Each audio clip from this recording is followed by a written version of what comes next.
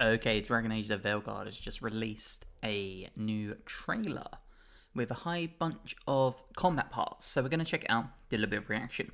Now, before we go into this, I am going to warn you guys, I am a big Dragon Age fan.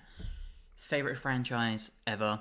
Dragon Age Origins is my favorite game of all time, and I've already pre-ordered the game for Veilguard. But I am going to be very honest. If I think this looks bad, I'm going to say it. If I think it looks amazing, I'm also going to say it. So I'm just basing that out here. I've already spent my money to pre-order it, but I'm going to talk about how I feel about it. Now, immediately, mature 17 plus, you love to see it as a Dragon Age game. But let's see what else we have. Oh, that's nice of them. Edit into standalone. Okay, and they're avoiding any major spoilers. Nice. White Fortress is under attack from that's an elven god, and her archdemon. Rook and the Veilguard must stop her. Okay, that kind of seems like a big spoiler.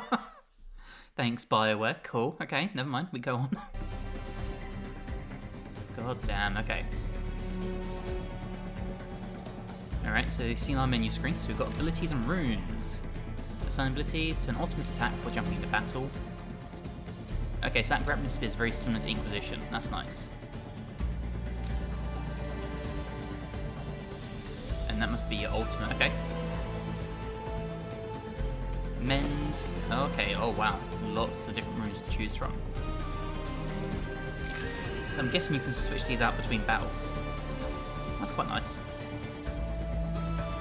I will say that helmet and that helmet slot looks horrible.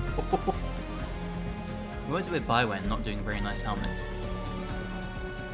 Ooh, look at the skill tree. That's very Final Fantasy X like.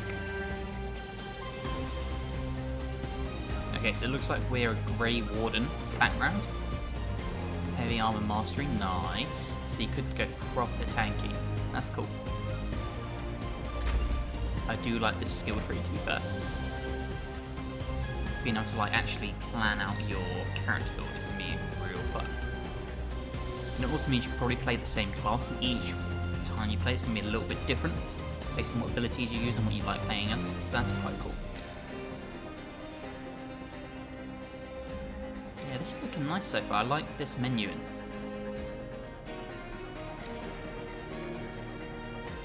Okay, so we've got a shield, I think. Yes, a torch. Okay, so that is a shield. Nice. Sword and sword allows me to be more defensive, more aggressive, two-handed. That makes a lot of sense. And a spellbound longsword. Nice. Okay. Gain flaming weapon on kills with this weapon. Ooh. Okay. Oh, you can stagger enemies. I immediately jump to Dark Souls for that. What I am noticing, and it's not the end of the world, but as a RPG lover, it is something I personally prefer. We've got a helmet slot, we've got an armor slot, but there's no hands and boots, from what I can tell. Which again, isn't the end of the world, but I really do like maximizing your equipment and being able to mix and match stuff and working out your stats based on that. So if there is only your main armor and your helmet, that is a little bit of a shame. But yeah, not the end of the world, but I would like to have seen some boots and gloves. Unless I'm wrong and it's going to be coming up, but so far, doesn't quite look like it.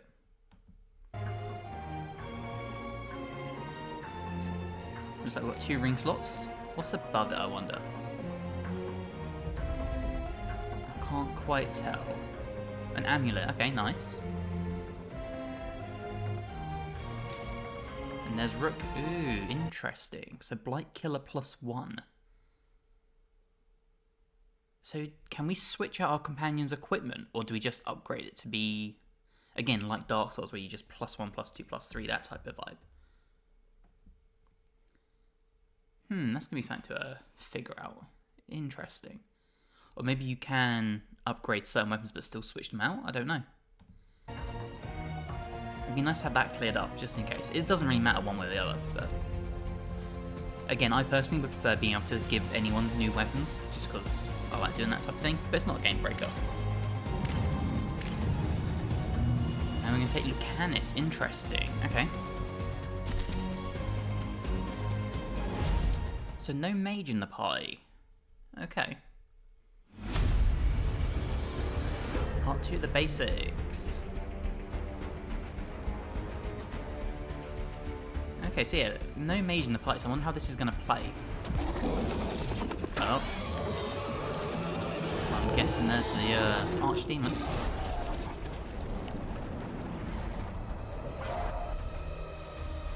So this is very Mass Effect-like.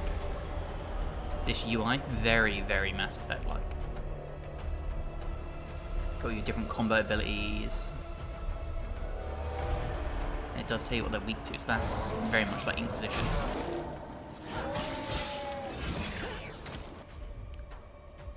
So instantly, the first game that comes into mind when I see this like hack and slash combat is Kingdoms of Amalur. And obviously it's a bit crisper than Kingdoms of Amalur, and you can parry and all that sort of stuff.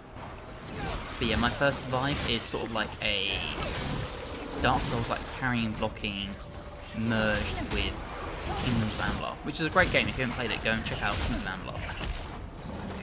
What I like to call the golden age of gaming, which is the PS3 era. Those RPGs in PS3 were just insane. Okay, so you have to break stuff like that. So I wonder if you can do the same thing with like an arrow or something. Okay, breakable pots to open everything, cool.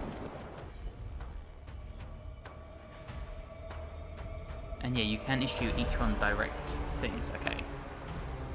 And there's an, okay, so there's an armor barrier this time, cool. So armor is resistant to most attacks, heavy attacks are the most effective against it. That makes sense.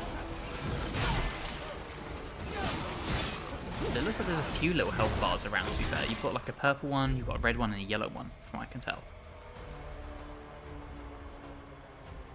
Interesting, okay. Okay, I mean, that's a nice ability. Got the Captain America-like shield throw. Enemies have a lavender stagger. Okay, so the purple is staggered, interesting. And then when they're staggered, you can do finishing moves. Okay, they look pretty cool. The finishing moves look pretty cool. Combat Part 3, Buffs, Debuffs, and Crowd Control. So I'm hoping this isn't just a case where the combat is they just throw loads of enemies at you to make it more difficult, as opposed to making the enemies tougher, if that makes sense. Like, it could be nothing to worry about, but anytime I see like crowd control or like horde control, it always just makes me aware that they just throw tons and tons and tons and tons of enemies at you for the sake of making the game longer or more difficult or whatever, as opposed to actually making the combat itself more challenging. So I do like the flame effect. That's pretty cool. And it does look like, obviously from what we're seeing, because they are shown off, but it does look like you use your abilities quite often. Obviously, in theory, that's how the case would be when we play the game. It's going to be something we'd have to tell nearer to the time.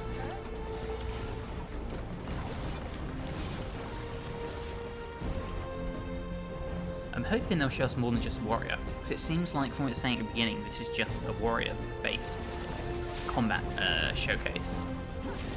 And we saw Rogue during the earlier trailers. So it'd be nice to see a bit of mage gameplay, you know?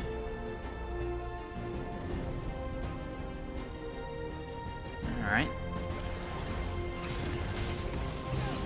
Ah, so you can get Davrin to use the Griffin in combat, that's awesome. I do like that. I like that a lot. Because who doesn't want to use a Griffin?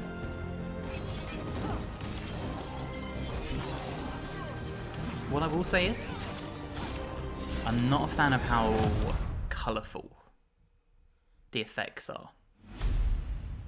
It's very... how do I explain this? There's a lot of colour explosion in the game. It's instantly giving me vibes of the Prince Consort Radahn fight, where he gets all the holy damage, and it's just bright colours and like burst effects everywhere. And like gambling machines, you know, when you get something good and like they all light up and the colours go flashing and whatnot. It's giving me that heavy vibe, and I'm not a big fan of that. Like, I don't know. Obviously, the more the games have gone on, like Origins to 2 to Inquisition, everything's been very different, but they still felt very muted. Even when you look at like Dragon Age Inquisition, it's obviously not as dark and gritty as Origins, but it still had like that muted type effect to it. If you weren't like a mage, your abilities and stuff as a rogue and a human were quite muted. They were still powerful, and you did lots of damage, but they weren't like big, bright, flashy things, I wouldn't personally say. Whereas this, there's a lot of colour on the screen everywhere, which... yeah, I'm not a big fan of that personally. Like all the purple and stuff floating around there. Primers and detonators, okay, so this must be a combo type thing. It's certainly looking like it.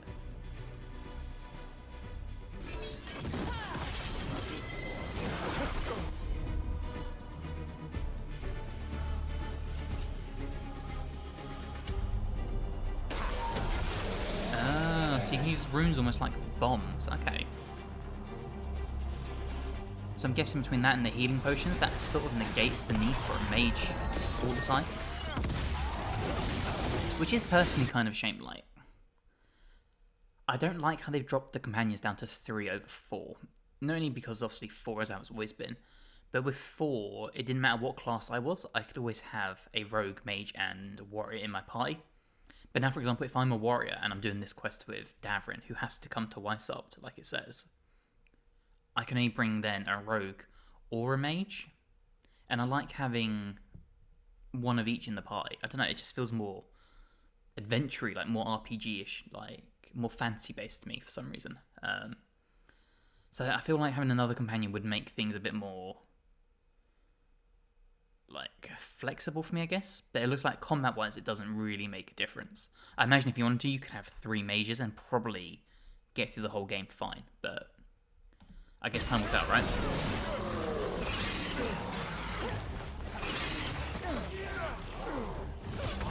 Okay, but ultimate attacks.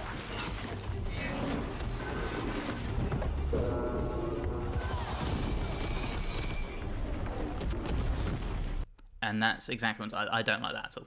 I hate that. I don't mind having an ultimate attack type thing, but I don't know, that is such just, to me personally, such overkill. The colours and like the insane power spike and all that sort of stuff. That just, yeah, that feels so out of place. I'm not a fan of that at all. Otherwise, the rest of it looks really good. All the colours and just like the explosions of colour. And not even like the fiery explosions, like the flaming sword, whatever, like the ice effect, whatever. But the different just eruption of colour when Psych lands or you parry or a different ability lands, whatever. Just, it's very overkill to me.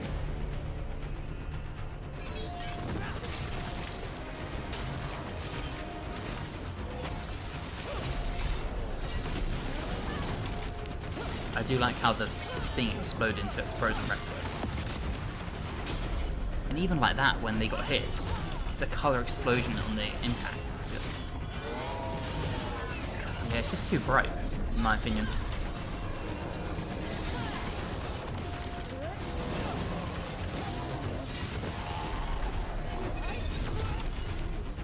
Again, like that with the kick, if you just go back a look.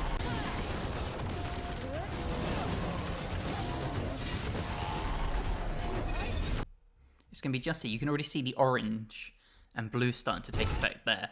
And when you hit blue and yellow, just explosion of colour. It's just...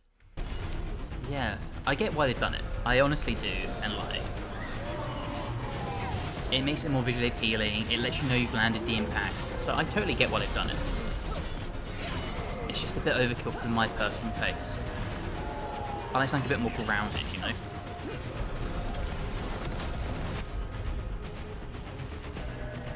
Alright, looks like we're getting a look at a combo opportunity. Heroic Strike and Eviscerate.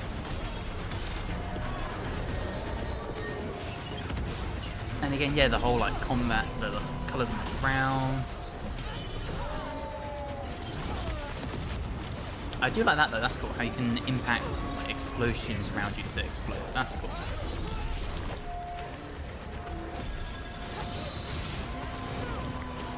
And it I mean, the companion AI seems okay. It does seem like it It's not very fast-paced. Like, if we just look at Davrin here at the end, not really doing much, just like slowly walking towards the enemies. Yeah, that's going to be interesting to see.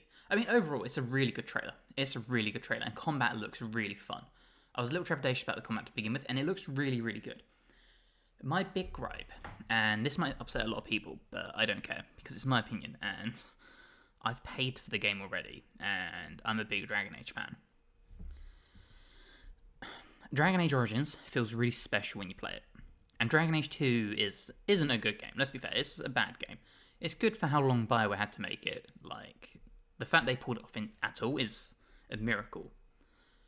But it's sort of got that thing about it that makes it special. And with Inquisition, it's still high fantasy, but it's more grounded, more muted. It's still like level in terms of, obviously there's dragons, explosions, mages, magic, all that stuff. But there wasn't this like big colour pop of explosion or whatnot. Whereas this is very bright and very colourful.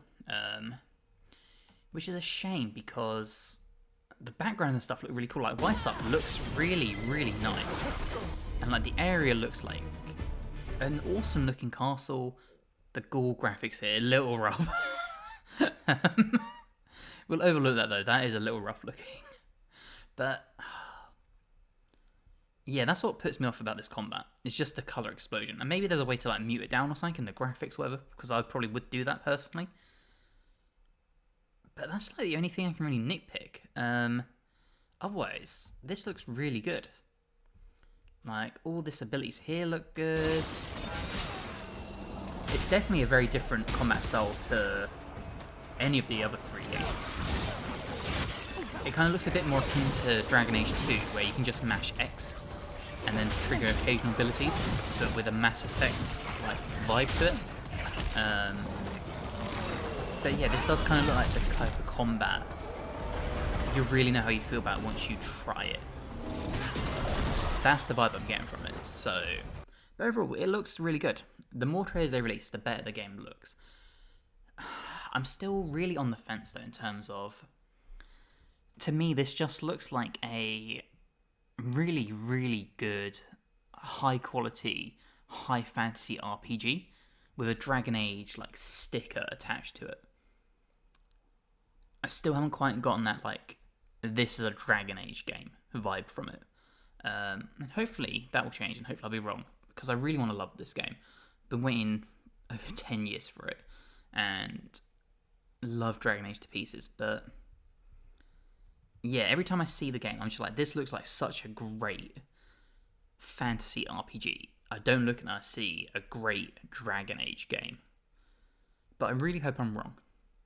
Let me know in the comments below what you think about this gameplay reveal. Do you like it? Do you not like it? Has it made you want to go out and pre-order the game now? Have you already pre-ordered the game? Has it put you off of pre-ordering the game? Let me know.